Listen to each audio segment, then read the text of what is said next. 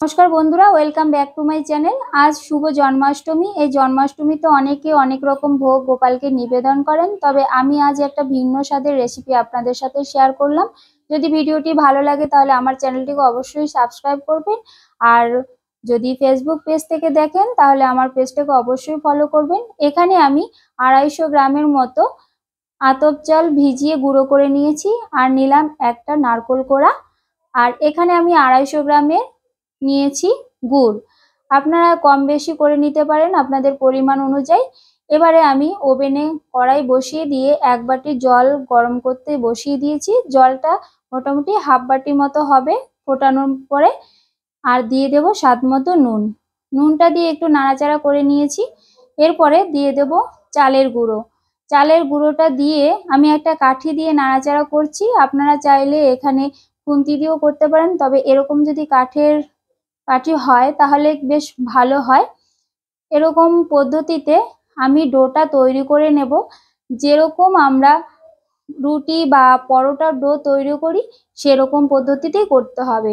দেখুন মোটামুটি ডোটা তৈরি হয়ে গেছে। এই অবস্থায় গরম গরম থাকাকালীনই একটা থালায় নামিয়ে নিয়ে আমি হাতের সাহায্যে ডোটা ভালো করে মেখে নেব, নাহলে কিন্তু ফেটে যাওয়ার সম্ভাবনা থাকে আর বেলাটাও যাবে না।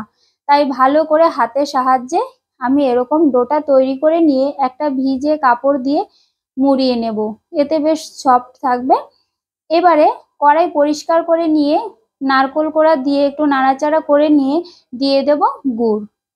যদি আমার এই রেসিপিটি ভালো লাগে বন্ধুরা অবশ্যই কমেন্টসে জানাবেন কেমন হলো, আর লাইক করতে ভুলবেন না। আমার চ্যানেলটির পাশে থাকবেন। এবারে নাড়াচাড়া করতে থাকবো। আমরা যেরকম নাড়ু তৈরি করি সেই পদ্ধতিতে এইরকম করে নিতে হবে।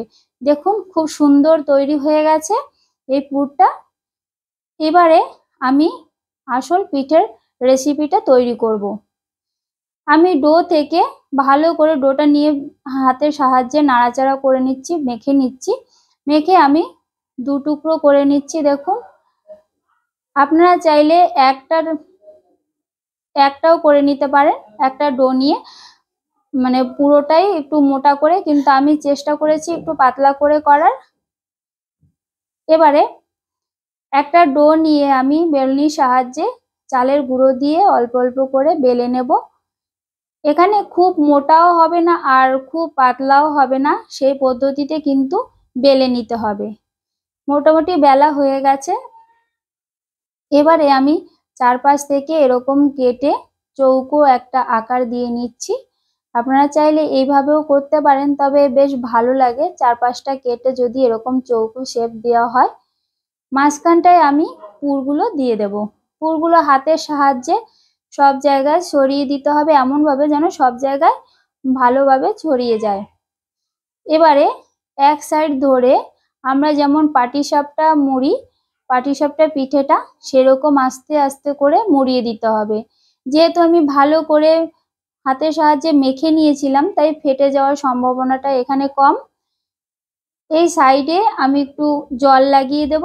জল লাগিয়ে দিয়ে আস্তে মুড়ে দিলেই কিন্তু ভালোভাবে সেট হয়ে যাবে। এখানে চেষ্টা করবেন একদম নর্মাল জল দেওয়ার, তাহলে বেশ এরকম সেট হয়ে যাবে। আমি একটা কড়ার মধ্যে জল বসিয়ে দিয়ে তার মধ্যে একটা ফুটো একটা ঝাঁঝরি মতো থালা বসিয়ে দিয়ে তার মধ্যে একটা ভিজে কাপড় বসিয়ে আমি ওটা সেদ্ধ করতে বসিয়ে দিলাম। মোটামুটি 10 থেকে 15 মিনিটের মতো লো ফ্লেমে জ্বালালেই হয়ে যাবে। এবার মোটামুটি ঠান্ডা করে নিতে হবে। ঠান্ডা করে আপনি আপনার পছন্দসই কেটে নিতে পারেন। দেখুন কতটা সুন্দর হয়েছে, দেখতে বেশ ভালো লাগছে, আর খেতেও কিন্তু অসাধারণ লাগে। অনেকটা পুলি পিঠের মতোই লাগে খেতে, তবে দেখতে দেখুন বন্ধুরা কতটা সুন্দর হয়েছে। দেখে নিশ্চয়ই বুঝতে পেরেছেন। এরকম চটজলদি আপনারা বানিয়ে নিতে পারবেন বাড়িতে। আর যদি আমার এই রেসিপিটি ভালো লাগে তাহলে অবশ্যই আমার সাথে থাকবেন। নমস্কার বন্ধু।